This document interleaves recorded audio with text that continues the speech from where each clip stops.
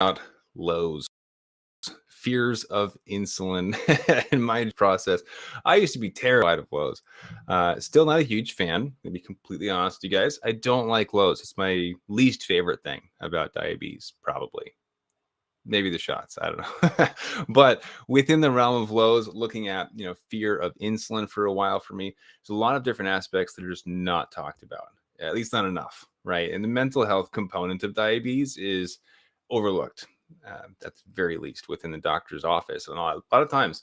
And so what I wanted to talk about today was just a quick message of how I got over my fear of lows and fear of insulin, and really just drive home the point that it was not an overnight fix.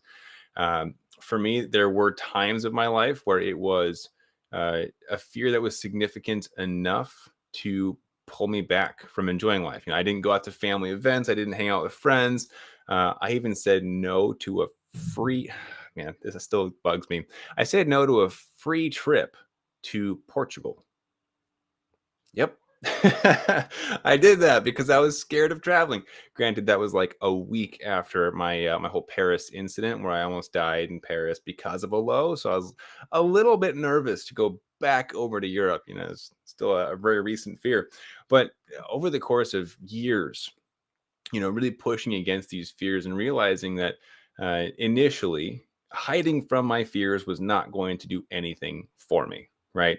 And that was the first strategy. Was I don't want to take more than, for me at that time, it was I don't want to take more than 6 units of insulin because 6 was comfortable. And I was like, I know that one's safe for whatever reason, right? Like, why is that number safe when I have clients who 1 unit makes them nervous? I have other clients who don't get nervous until they get to 20 units, right?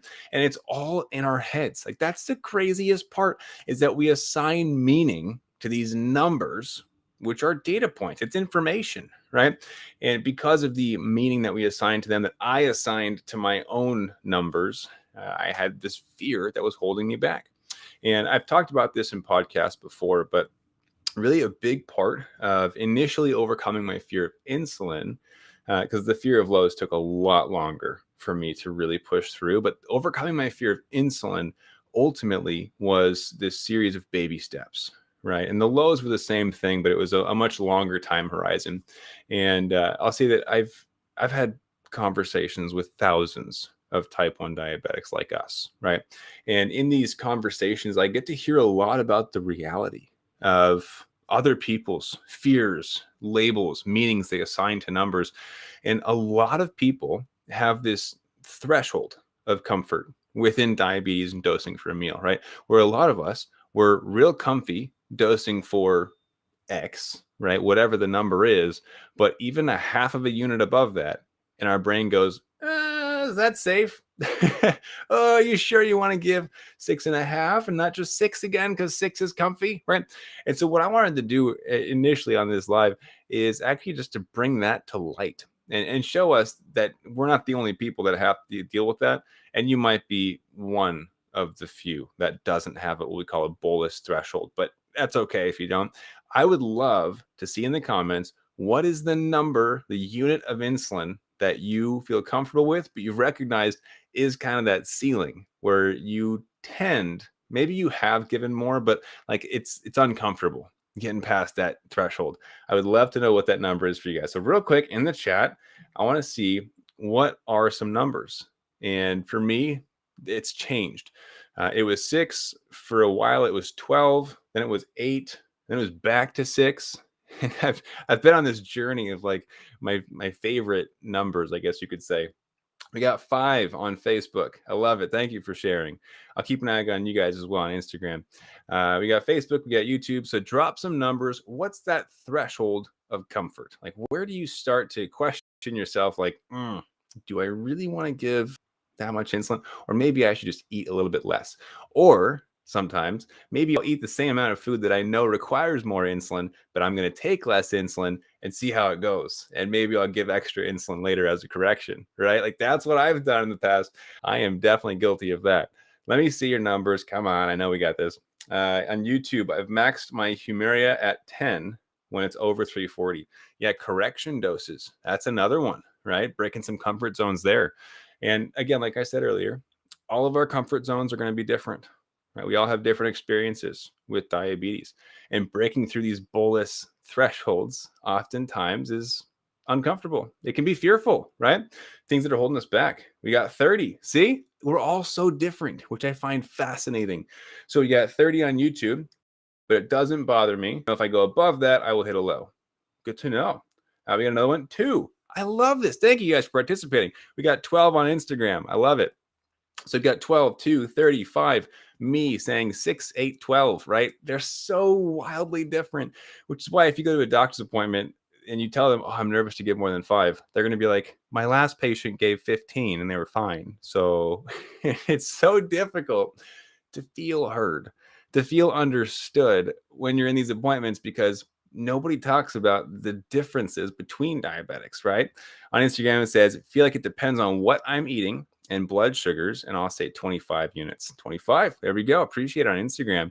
I got 5 on Instagram as well. So what you're eating, current blood sugar. I love these because that's the next topic I wanted to bring up, which was for me, if I was uncomfortable, let's just use 6 as an example, because that was one of the more recent ones. When I was uncomfortable getting 6 units, I also wanted to face that fear, because I recognize if I don't face the fear, never going to beat it, right? It's never going to be a thing. So I wanted to challenge myself. And actually in our Warriors Inner Circle, we had a challenge over the last 2 weeks to do something that was uncomfortable, that we had previously been either fearful of or purposefully restricting because we wanted to hold on to the control we got with our blood sugars. And for me, I wanted to challenge myself to break through that threshold. I was like, you know what? I got too comfortable. Let's start challenging some new numbers in here. And so for me, it was adding a half unit. It was like, all right, just half unit more, nothing crazy, right? But to make myself more comfortable and more, I guess you could say, protected in that sense, looking at extra insulin. Of course, I paired it with extra food. It was still matched properly with my insulin to carb ratio. But what I chose to do was adjust my target blood glucose. So instead of aiming for a pre-meal blood sugar of 100, right, I aimed for like 130, 140, so that if for whatever reason I ended up dropping, I had a buffer, right? And for me, that was just this wonderful peace of mind where I can say, you know what, there's no chance this is going to go low because I've got this huge buffer, right? I could drop 70 points and still be fine. And so for me, that was a big moment of relief, of being like, I can breathe because at 140, I got this huge buffer. And then, of course, the next time challenging myself to start at 120 with the same extra insulin and trying to really find where I'm uncomfortable and hitting that head on. Like, why am I uncomfortable? Why can't I do that? Take more insulin, start a meal at a lower blood sugar. And not to say that I'm playing with danger. I'm not playing with fire here, right? But really just challenging my own beliefs. Like, why is a number of insulin making me nervous, right? When the reality is a non-diabetic doesn't look at a meal as, oh man, that was 6 units and this would be 7. I should hold back. Just eat food, drink a necessary amount of insulin, right? There is no question of, oh, how much is too much? It just happens, right? And so when we think about the units of insulin being delivered or how much food is too much food, oh, that's too many carbs. The reality is that a non-diabetic wouldn't consider this. And as diabetics, yes, we have to plan. Yes, we have to calculate. But as long as things are taken into consideration, you're doing so safely, there really aren't that many limitations on us. It really does boil down to a calculation, which is wild to think about. Like, that's what's holding so much of us back, is just not knowing which calculation or how to calculate, right? Because a lot of us have an insulin to carb ratio. This part's frustrating. Not all of us know that insulin to carb ratio is correct, right? A lot of us were given cookie cutter, hey, you're a 1 to 10, we'll see how that goes, right? Like, that's where I started out. I was initially told you're a 1 to 10 insulin to carb ratio, and we'll see. I was like, what? Any other diagnosis, they would say, take exactly this much medication. And you're telling me we're going to titrate and we'll see, right? That's a frustrating component of diabetes that I know I'm not alone in recognizing. But understanding that these equations really can bring out so much more certainty surrounding meal times and activities. Like today, I went and swam. And for those of you who don't know, I've got a triathlon sprint that I'm training for right now. It's in, what day is it? It's like a week and a half away. Oh my goodness. We're getting close. But this is my first one, and I've been ramping up my training. Today was a little bit of a slower day. Did 40 length pool, and hopped on the treadmill, did a mile and a half, and then peaced out, went home. 100% time and range. Actually, I was going to say, I have a picture on my phone, but you guys are on Instagram. You're on my phone screen right now. But started at 1:30 and ended the workout, complete finish at 84. And that was calculated. Same thing with these meals, insulin to carb ratios. But the issue is that a lot of hospitals stop at the insulin to carb ratio, right? They're like, you take this many units of insulin for your carbs, make sure you don't forget to take your basal insulin and maybe a sliding scale for high blood sugars, right? And hopefully now you're getting correction factors and you can actually do the math behind it. But really, there's math behind everything. You can calculate your insulin to protein ratio, insulin to fats, your insulin to different exercises, right? If you're going high, if you're going low, how much to reduce, how much to add. Everything is diabetes math. And for me, especially with the fear of insulin, the fear of lows, being able to calculate, where is my blood sugar going to end up and have certainty. I used to play this game with myself once I figured out that you could calculate diabetes and predict where blood sugars were going to go. I played this game with myself of like, I'm going to eat this whole, 120 grams of carbs, and I'm going to finish at 120 blood sugar number. Like that was my goal. I was like, I'm going to have this same amount of carbs as my ending blood sugar in 2 hours. And then boom, I'd end at like 119. I'm like, I was one away. But it becomes so much more fun when there is certainty.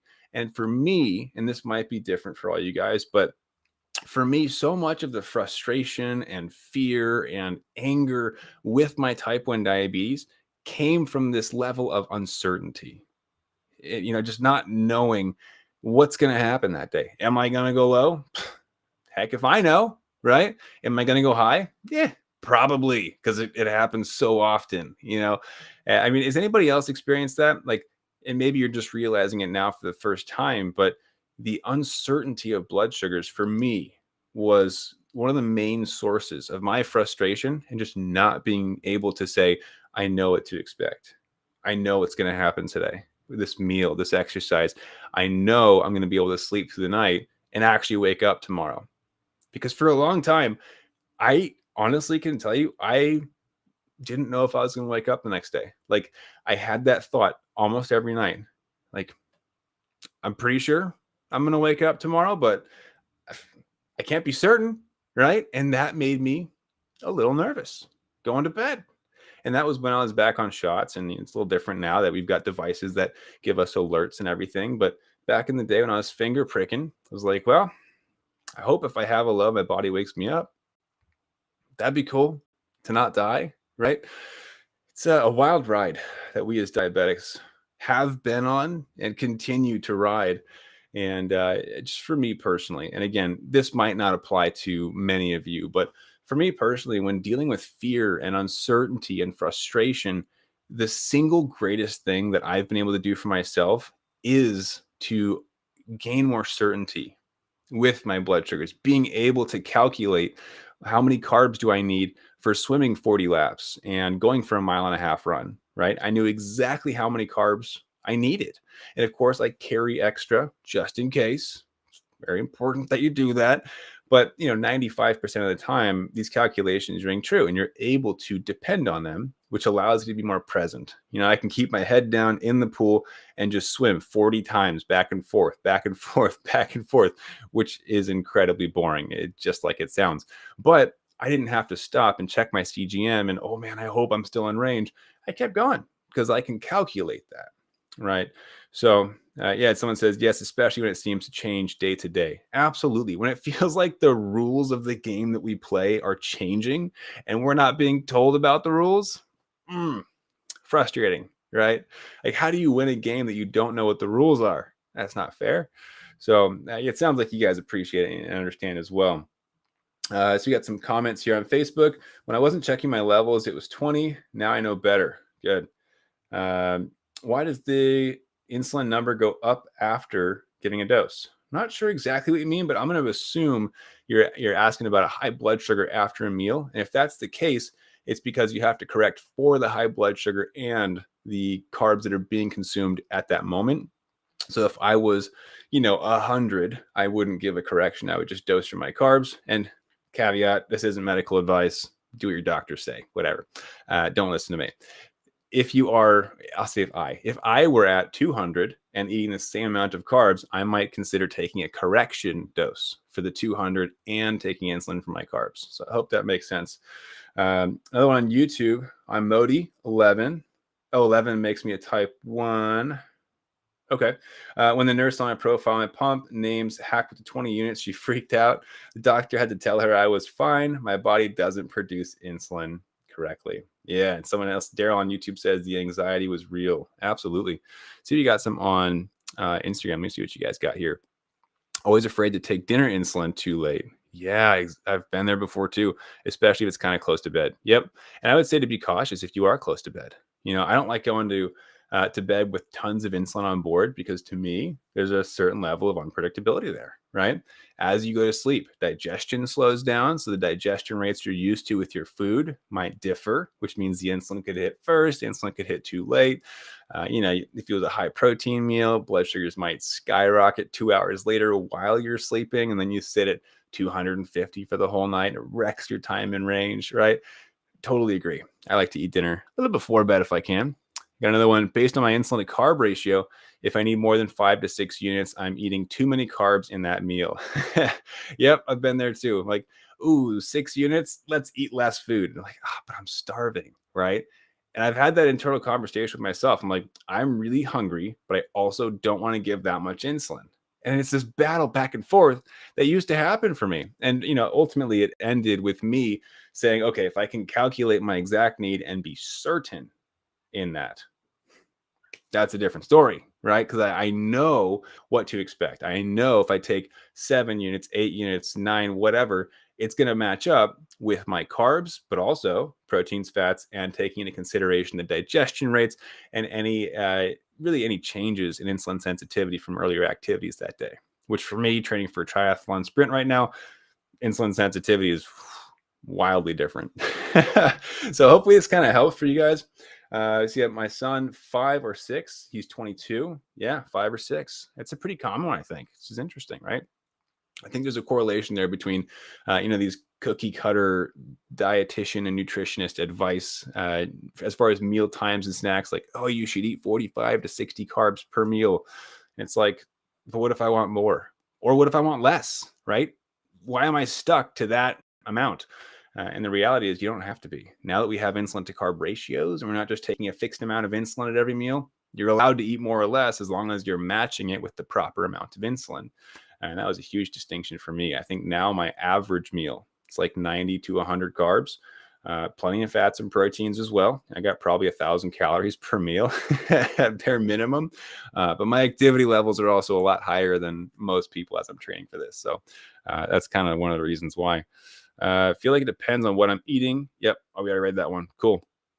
So big takeaway for today, I would say, is that through my own journey with fear of insulin, certain amounts of it may be uncomfortable, but also fear of lows. Being able to calculate these things has been critical for me to gain my mental health back, to remove a lot of the uncertainty, the unpredictability that oftentimes comes with type 1 diabetes, right? Where even the doctors are like, this might work. I hope it does, right? And you're like, I have to go experiment with medication that could kill me. Are you kidding me? And that's our life, right? The only difference is that I took it one level further. I obsessed over it. To a certain degree, I would say it was unhealthy at that time, right? Where I was really determined to get that certainty, to identify the true calculations and equations within diabetes. And I can tell you, there's a lot more to it than what we've been told initially. That yes, there's insulin to carb. You probably have been told about basal rates and correction factors, But what you might not know are the insulin to protein factors, your insulin to fat resistance factors, the reality that your insulin sensitivity not only can change day to day, but can be manipulated day to day. I can change how much insulin I need. Did a podcast on that a couple days ago. Had 2.5 meals where I did not take insulin, thousands of calories, right? There's so many more things to this diabetes thing that have just flown under the radar because no one is talking about it. So I want to bring these conversations up so you can be aware, be curious, be on the lookout in your own lives with diabetes. Start looking for other equations, other patterns, right? And pattern recognition within type 1 diabetes is going to be one of your greatest superpowers. All right. Pattern recognition, documentation, and then looking for who's got the answers that you can ask to identify and interpret what those patterns mean. So you can pull up your CGM graph and go, why?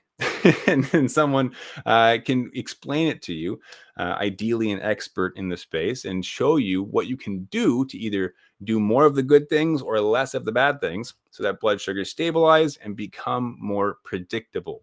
That's what diabetes math is all about. This is literally why I walk people through setting up their 80/20 blood sugar formula. It's what I use in my own life, and I swear by it. And I don't swear. I promise by it because it's changed my life. It's given me my mental peace back, but it's also allowed me to do things like mountain bike and surf and train for a crazy person's event, a triathlon sprint. Never thought I would ever be doing that. It's not what I saw myself doing in life. But, eating pizza and burgers and carbs, like these things aren't off limits. They just need the right diabetes equation or formula if you expect to do so with stable and in range blood sugars. Does that make sense so far? I hope this is making sense for you guys. Give me a quick one in the chat if this is making sense. Like the diabetes math thing, I know it's new. I know no one else is talking about it. And that's why I want to bring this conversation to the surface and make sure that it is making sense for you guys.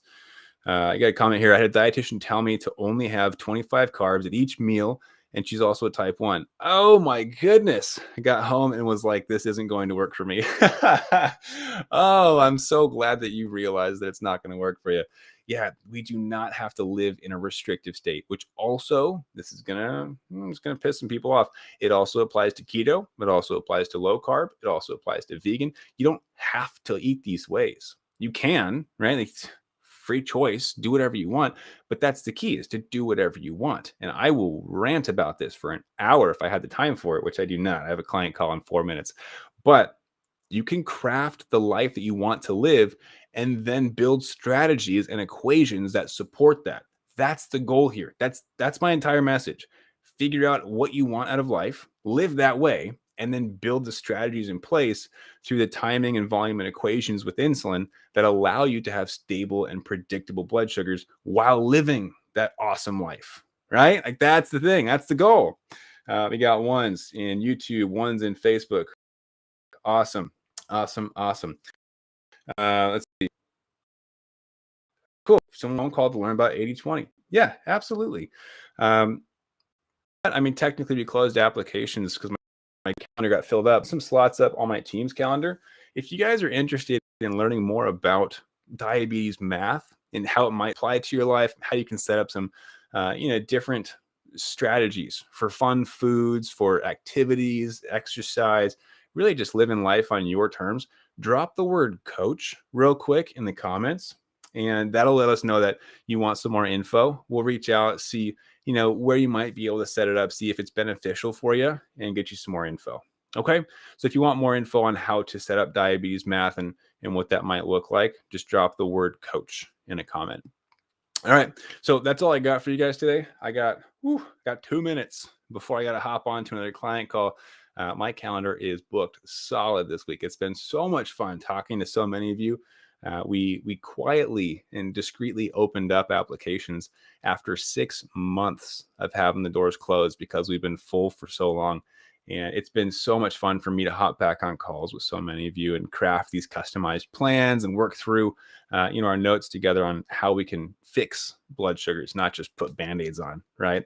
So that's been a blast for me. I see you got coach in the comments. Good to know that. I'll reach out to you guys personally. So I hope this has been helpful. remember, fear does not have to hold us back. Certainty for me was a really big game changer in identifying those diabetes math equations, right? So I can calculate and have certainty in I'm not going to go low. I'm going to stay in range, right? For me, that was a huge game changer, and I hope that's been helpful for you. So that's all I got for you guys today. Let's live more fearlessly. We'll never be completely fearless. Fear is a healthy thing to a certain extent, but it's not cool if it's holding you back from living your best life. All right. So I hope you enjoyed this one. I do see those other coach comments on Facebook and YouTube. I got you guys, and have a fantastic rest of your day. And as always, keep up.